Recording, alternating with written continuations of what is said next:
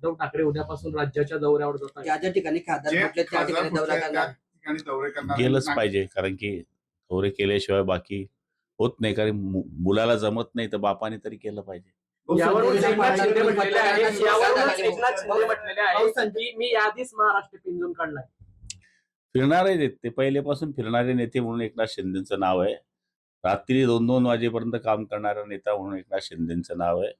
शेवटचा माणूस त्याचं काम संपेपर्यंत न हलणारा नेता म्हणजे एकनाथ शिंदेचं नाव आहे. त्याच्यामुळेच तर ते लोकांच्या मनात आहे, बहिणीच्या मनात आहे, भावाच्या मनात आहे, शेतकऱ्याच्या मनात आहे, वारकऱ्याच्या मनात आहे. बघा ना, शब्द दिला होता मुक्ताईला, पुढच्या वर्षी मी चांदीचा रथ पाठवेल, यावर्षी आला. असा आमचा नेता आहे.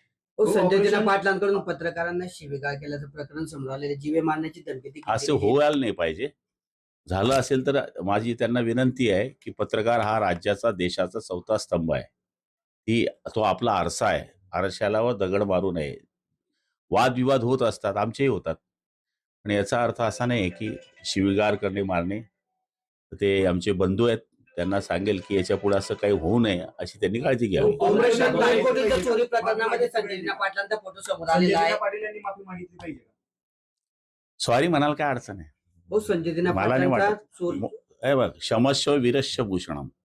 संजय पाटलांचा चोरट्यांसोबतचा फोटो समोर आलेला आहे. त्याच्यावरून देशपांडे म्हणतात की त्याची Y+ सुरक्षा देखील काढली पाहिजे. संजय पाटलांची चोरट्यांसोबतचा फोटो आलेला आहे. सिक्युरिटी पक्ष ठरवत नाही, गृह खातं ठरवतं. त्यामुळे तेवढं जर डोकं नसेल तर परमेश्वर त्याचं कल्याण करो.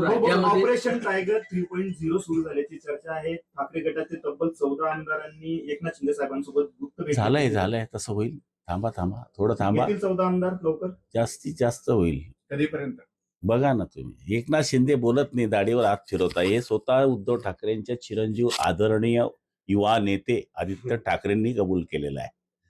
जेव्हा ते दाढीवर हात फिरवता तेव्हा टायगर सक्सेस होतो. त्यांनी मिमिक्री केली होती मात्र शिंदे साहेबांची, गाडीवर हात फिरवून. नाही, आवाज तर सुधरव राजा.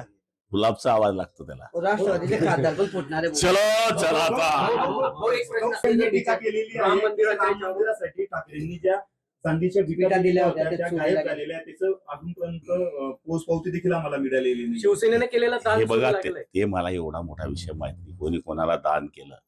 आणि तसं काय असेल तर ते चौकशा होत आहेत राम मंदिराच्या, मी पण ऐकून आहे. मग पण त्याच्यातला मला तो विषयच माहिती, तर मला त्याच्यावर बोलणं उचित नाही.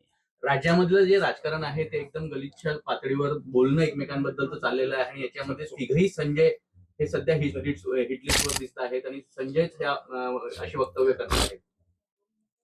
आता त्यांनी अशा पद्धतीचे वक्तव्य करू नये असं सल्ला देणारा मी एवढा मोठा माणूस नाही, पण कोणाचंही मन दुखेल किंवा समाज माध्यम हे सगळे लोक नाराज होतील अशी कृती माझ्या सकट कोणी करू नये.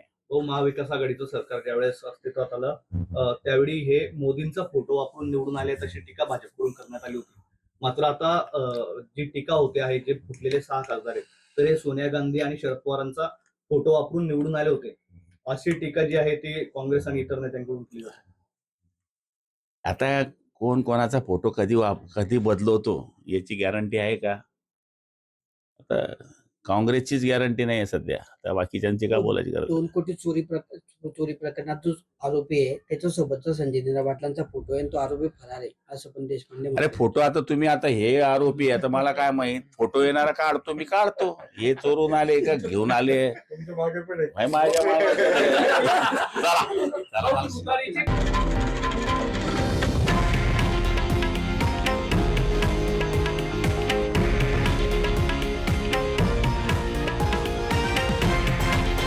हे आहे देशातील नंबर 1 न्यूज नेटवर्क आणि आपण पाहत आहात TV9 मराठी, एकमेव.